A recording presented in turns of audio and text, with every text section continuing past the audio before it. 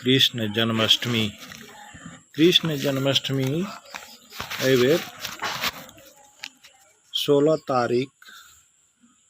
अगस्त भादोपद्र कृष्ण पक्ष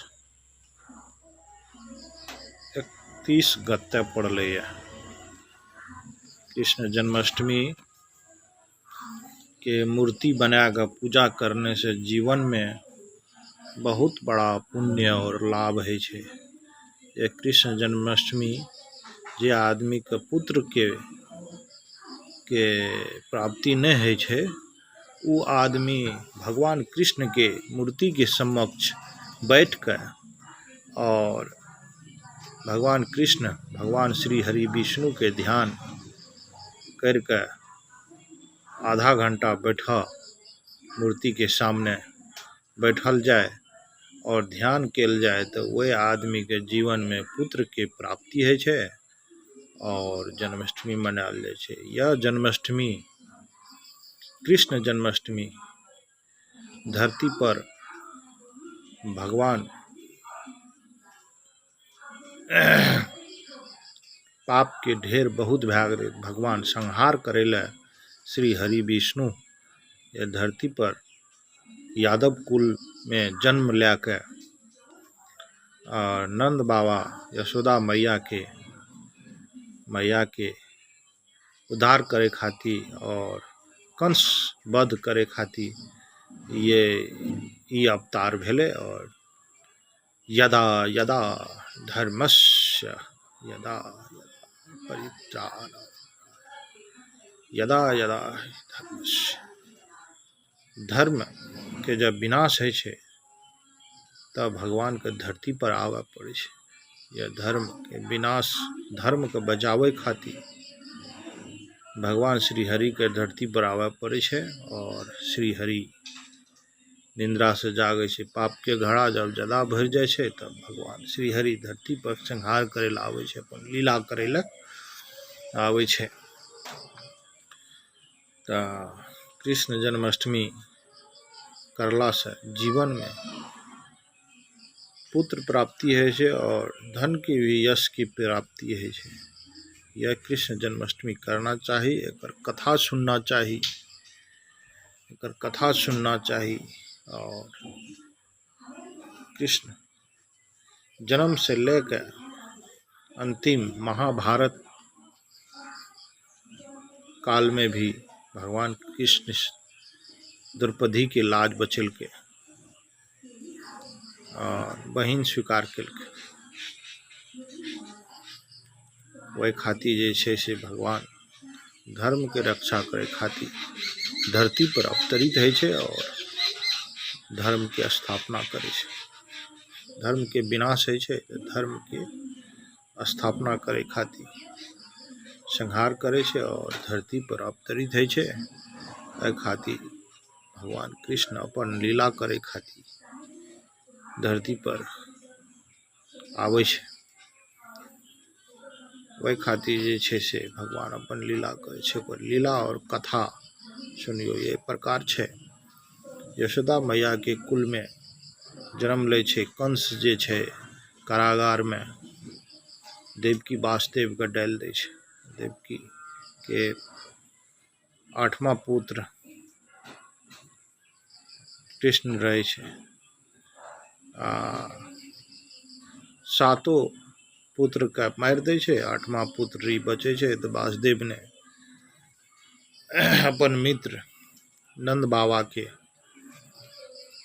घर जाकर अदला बदला क्या ले छे और भगवती को उठा के ले आने छे। यादव कुल में भगवती के जन्म रहे छे, भगवती को उठा के ले आवे छे और कृष्ण भगवान के ओठिन रख दे छे। राखे के बाद जे छे से कृष्ण आवे छे, देखे छे बच्चा के कारागार में, ओकरा ले जाके हत्या क्या दे छे। हत्या करे छे तो भगवती जे छे से आकाशवाणी है छे कि तुम्हारे मारने वाला जन्म ले लिया है कंस, अब तुम क्या करेगा।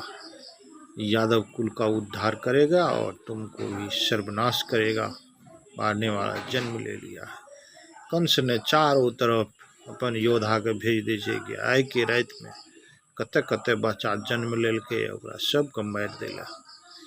पूतना के भेजै छै, बकासुर के भेजै छै। पूतना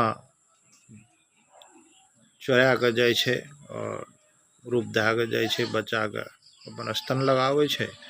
स्तन लगाबै के बाद जे छै भगवान ने ओकर स्तन में विष लागल रहे छै, सारा ओकर खून चूस के पी जाइ छै। पूतना के वध होइ छै, बकासुर के वध होइ छै।